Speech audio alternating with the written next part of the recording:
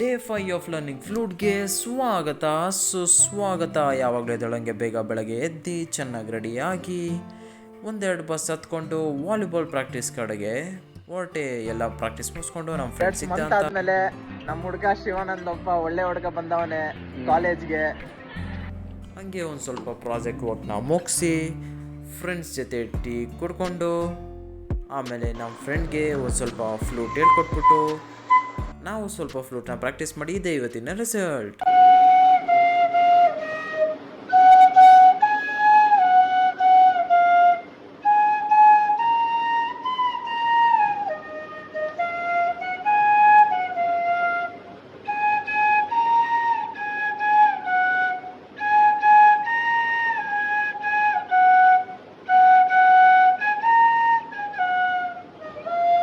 ಮುಗಿಸಾಯ್ತು ಅನ್ಕೊಂತೀನಿ. ಮತ್ತೆ ನಾಳೆ ಸಿಗೋಣ. ನಮಸ್ಕಾರ.